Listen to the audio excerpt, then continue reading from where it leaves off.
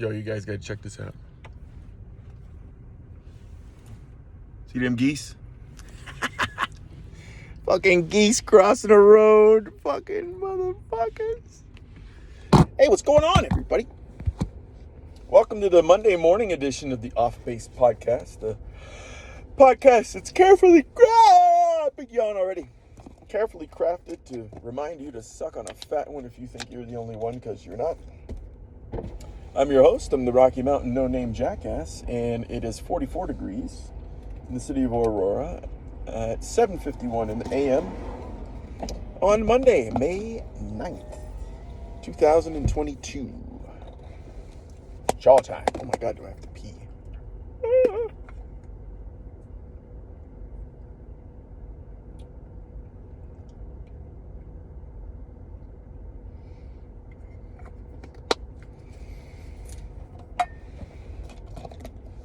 All right.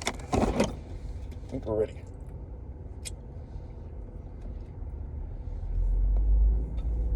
So, last week, I don't think I posted anything last week, even though I recorded, I think, 3 or 4 times. The main reason being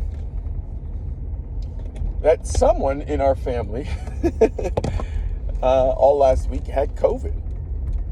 So what does that have to do with me posting or not posting a podcast? Well, normally what happens is that after I end up recording this on the drive home and I get back on base, I re-listen to it just to make sure, that I don't sound stupid, even though this is completely unfiltered. But just to listen to it again, make sure that everything sounds okay. And then I post it. Well, every time I got home last week, after I had recorded, I usually start listening to it before I get into the house. And then when I get in the house, I'm listening to it. I'm making my breakfast, listening to it, sit down in front of my desk, eat my breakfast, finish listening to it, and then post it. Well, every time I got back in the house last week, I didn't make breakfast. I went and checked on whichever kid was sick or my wife. And also, I don't necessarily want to be listening to my own podcast in front of them, so sometimes I would walk in and I'd just turn it off. So that whole process of how I go through, uploading the podcast was just disrupted, and I just forgot about it. So for my 2 podcast listeners, if you were really, really, jonesing for some Rocky Mountain no-name Jackass, I apologize. You didn't get him last week. Look at my hair. Whoa.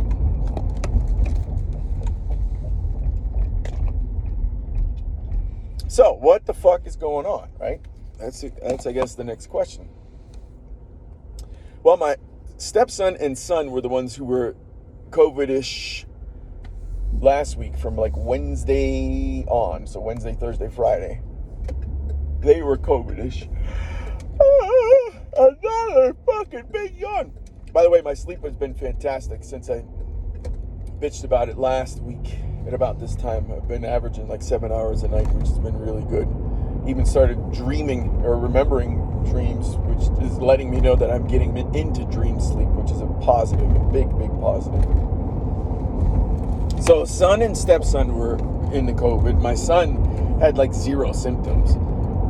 Even though he tested positive for it, he was basically fine. He basically just got 3 days to stay home and watch SpongeBob.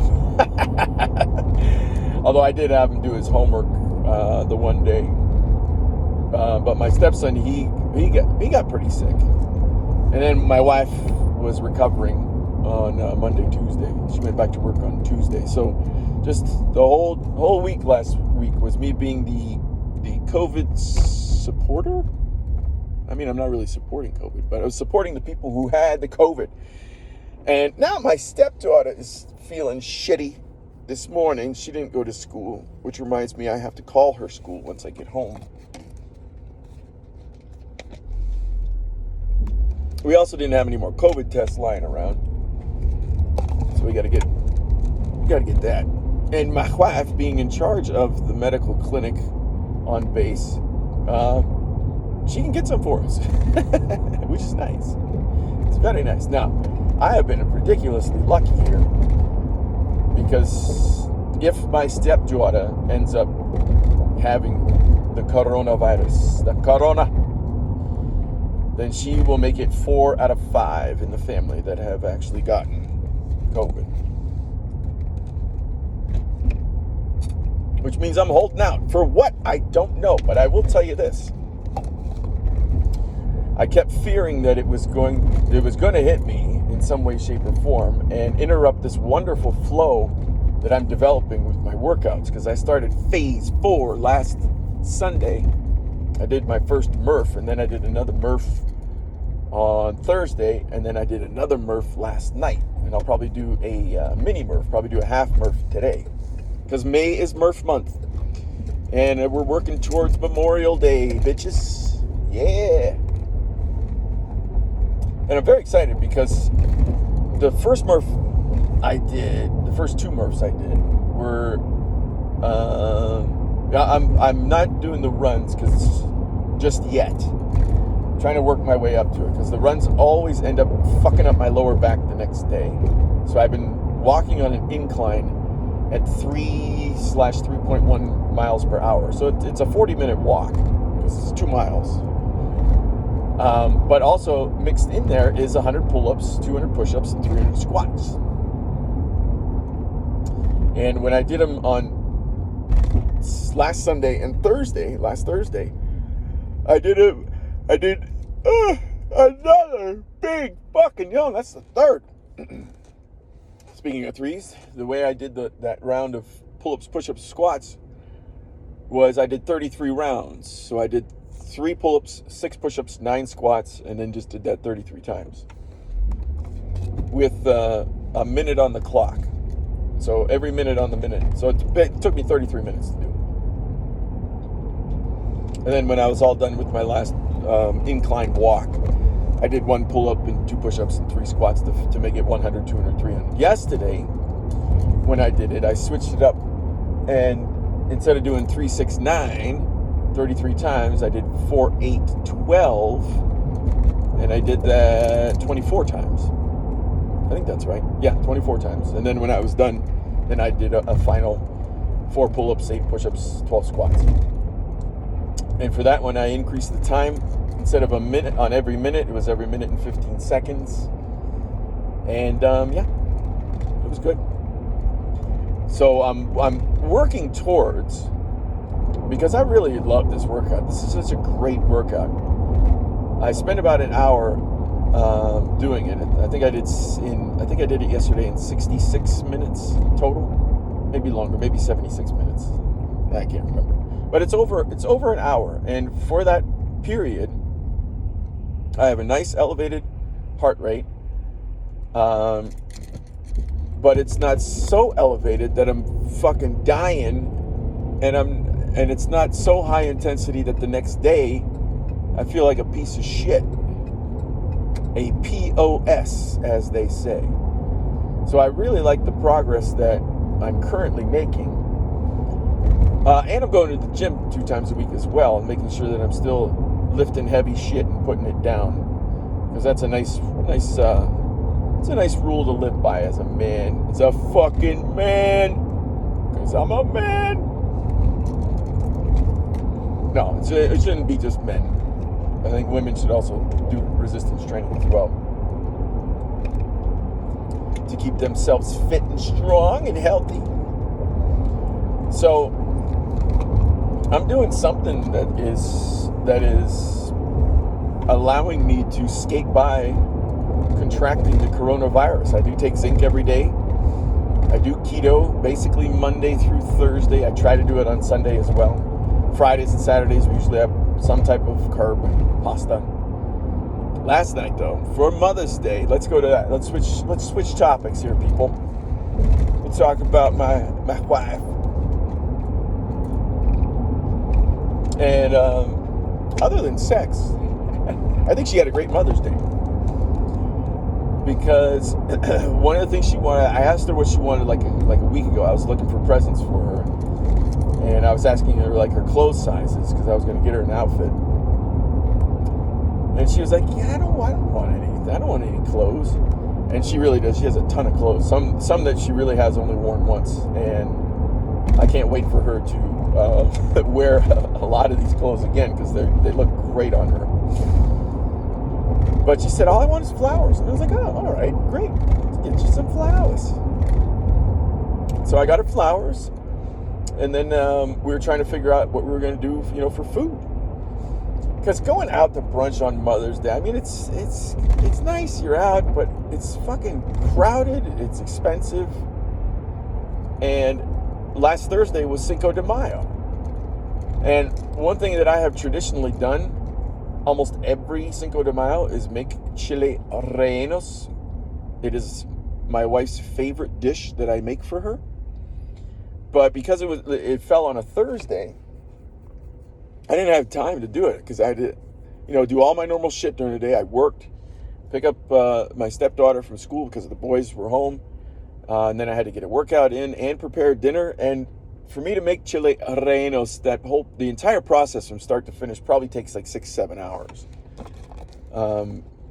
Because the way I do it is I stuff the peppers with chipotle pork. So you take a Boston butt. Somewhere between 3 and 5 pounds is usually a good size for it. And there's a marinade that I prep with chipotles and garlic and cumin and onions and lime juice. And preparing the marinade takes like 45 minutes. And then you got to let it stay in the bag. You can let it stay overnight, but up to 2 hours is good. And then you have to sear the pork butt on both sides and then put it in the oven for about 3 hours so that the pork falls off the bone. And in the meantime, I got to prep all the other stuff. I got to get the oil hot. And then the process of actually going through and stuffing the poblanos is not easy. And then I finished threading it off with some toothpicks after I stuff a cheese stick in there. Yesterday I used pepper jack. Sometimes I use mozzarella, but my wife wanted pepper jack in there. Stuffed the pepper jack in there with the pork. Put it in flour, and then put it on dip it into a batter, and then I like putting cornmeal on mine, so it's a cornmeal crusted chile relleno, and then deep fry it. And it's a process, man, and it's a lot to clean up. So I told you that long story. I hope I didn't bore anybody. But it takes a long time. That's the bottom line. It takes a long fucking time to make chile rellenos. So, my wife said that to go back to Mother's Day, she said, yeah, let's just do the chile rellenos on Mother's Day. And I was like, great. So I woke up at like 6:30 yesterday, and then at about 7 is when I started making the marinade for the pork. Put that in the fridge, and it marinated for about 2.5 hours. I brought it out and cooked it at 10:30. She went and she got her nails done with my stepdaughter, and they bought some shit, as women do, which is perfectly fine. It's Mother's Day, Treat yourself. Have a nice time. And I think they stopped off and got themselves some candied bacon. That's becoming like a little tradition with them every time they go and get their nails done. And in the meantime, I was making the pork and I did the Murph. So I got my workout in before we started drinking.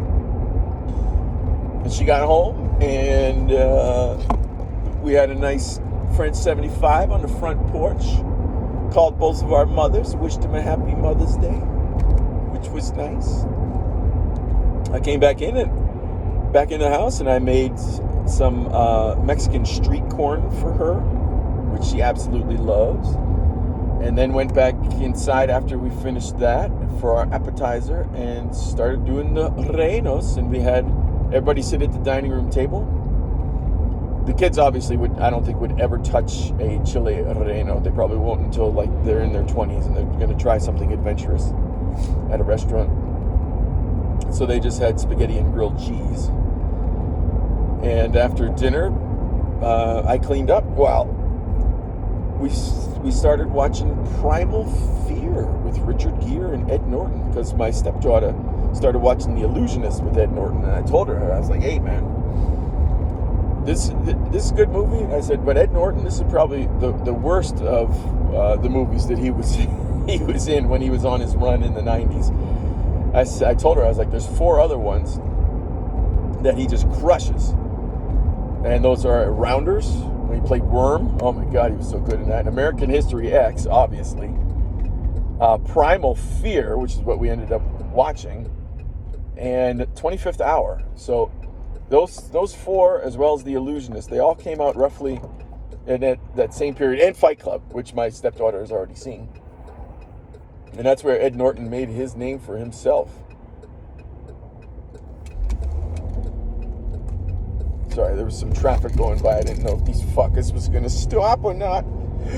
Anyway, we ended up watching Primal Fear. And that movie is solid all the way around.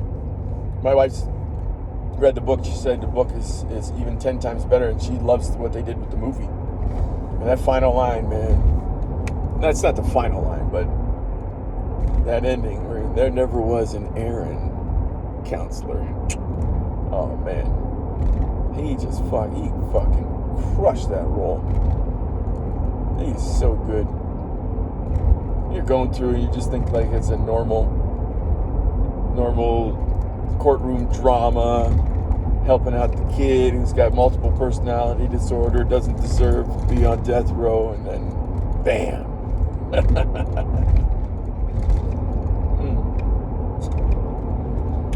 So in general, my wife had a very, very nice Mother's Day, which I was very happy about.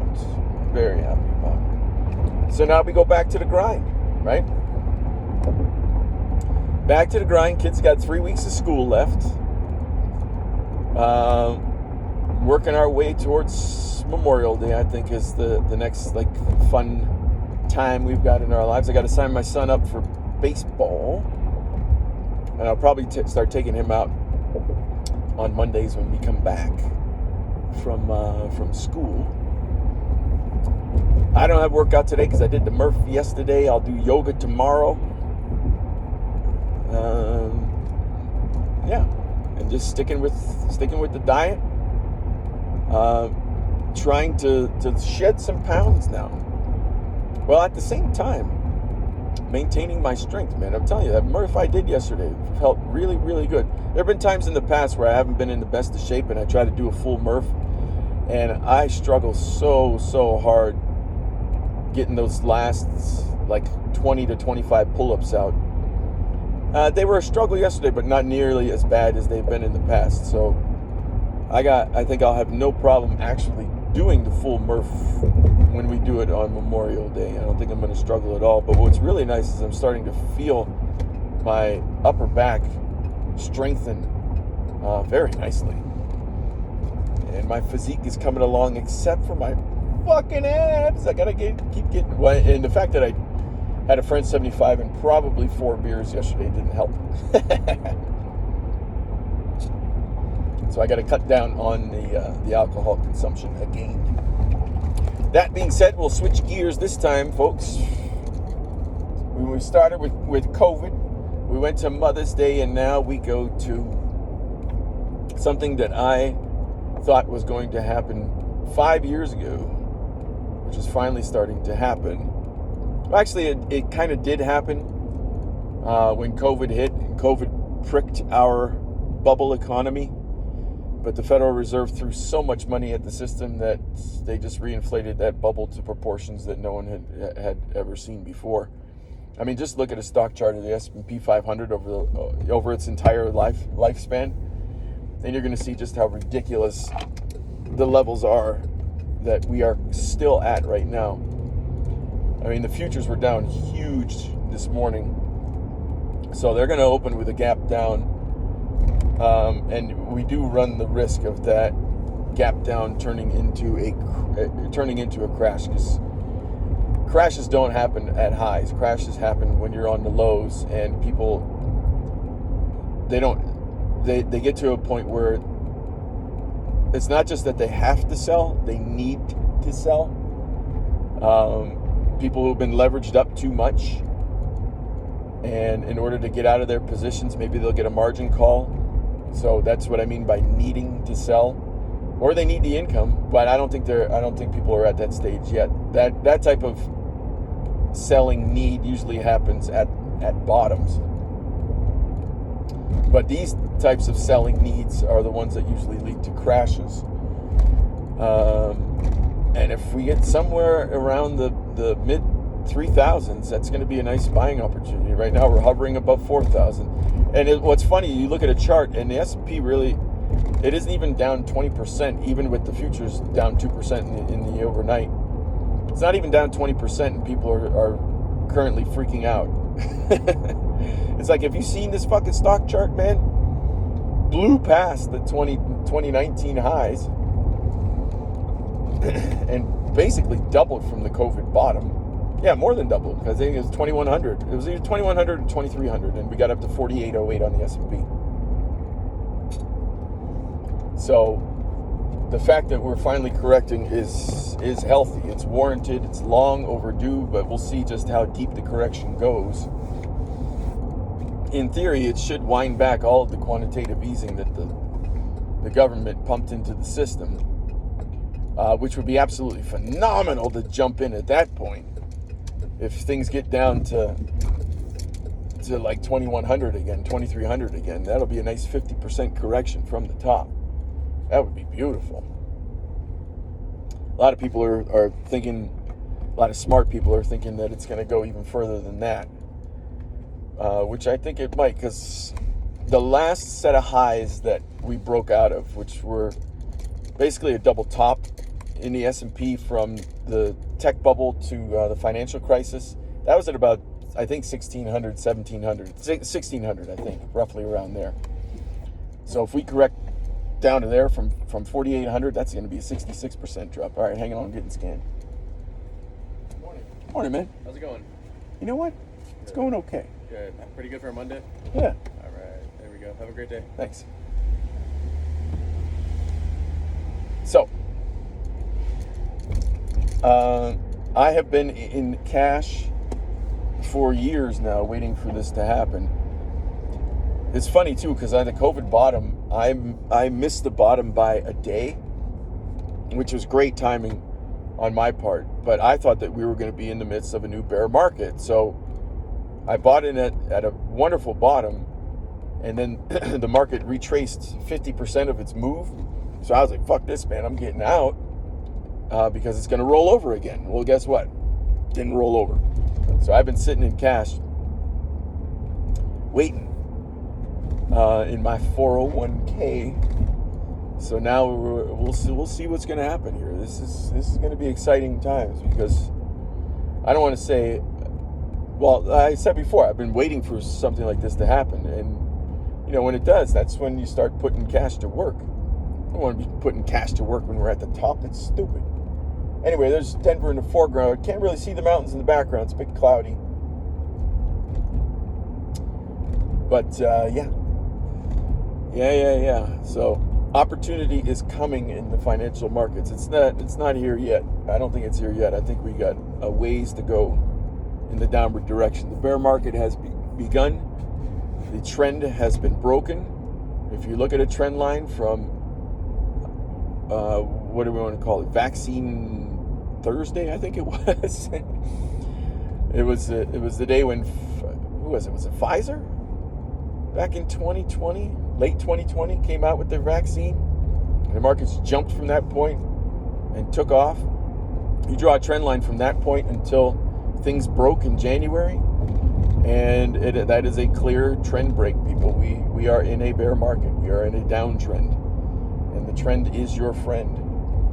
So bear markets typically lasts about 2 years, so this thing may take us into 2023, although the speed with which markets are moving these days, and the fact that the computers are in charge, may mean that these types of corrections happen much, much faster than they typically did in the past. But again, we will see. We will see how this all plays out. I will lie in waiting. All right, that's going to do it for the Monday morning edition of the Off Base Podcast. Hope everybody has a great day, and I'll smell you tomorrow.